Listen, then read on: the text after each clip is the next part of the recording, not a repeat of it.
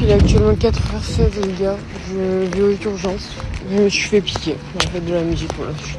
145 personnes se disant victimes de piqûres ont été recensées par les autorités lors de la fête de la musique. Voici tout ce qu'il faut savoir sur ce phénomène. Alors tu en as déjà peut-être entendu parler depuis plusieurs jours, des femmes principalement mettaient en garde d'autres femmes sur les réseaux sociaux face au risque de se faire piquer le soir de la fête de la musique ce samedi. En fait, des appels avaient été relayés sur les réseaux visant, je cite, à attaquer et à piquer des femmes lors de la fête de la musique grâce à des seringues selon le ministère de l'Intérieur. Au final, 145 victimes se sont donc signalées auprès des autorités en métropole et en outre-mer, selon un bilan communiqué par le ministère de l'Intérieur ce dimanche. Sachant que toutes les victimes ne savent peut-être pas qu'elles ont été piquées et donc n'ont rien signalé. La préfecture de police de Paris a relevé 21 cas en Île-de-France, dont 13 à Paris. 12 suspects ont été interpellés en France dans la nuit de samedi à dimanche et sont soupçonnés d'avoir volontairement piqué des femmes dans le but d'abuser d'elles ou de faire peur. À Paris, 3 enquêtes ont été ouvertes après qu'une adolescente de 15 ans, un jeune homme de 18 ans et une femme ont indiqué avoir été victimes de piqûres dans 3 lieux différents de la capitale selon le parquet. Tous les 3 ont été pris de malaise, ce qui peut arriver dans ce genre de cas, mais l'on peut aussi ressentir des étourdissements ou encore des nausées. Alors il faut savoir que la recherche de substances toxiques dans le corps est souvent compliquée. Certaines substances comme le GHB, surnommé la drogue du violeur, disparaissent de l'organisme au bout de quelques heures seulement. Les professionnels de santé conseillent donc aux personnes qui pensent être victimes d'une piqûre de ne surtout pas uriner avant d'être prises en charge et de rejoindre un service d'urgence le plus rapidement possible. Autre difficulté, les substances injectées comme l'insuline ou l'adrénaline sont déjà naturellement présentes car sécrétées dans le corps humain. Elles passent donc souvent inaperçues dans les analyses. Enfin, à noter aussi qu'il est parfois possible que rien n'ait été injecté aux victimes lors de ces piqûres, souvent décrites comme très rapides. Pour plus d'infos, abonne-toi à ce compte.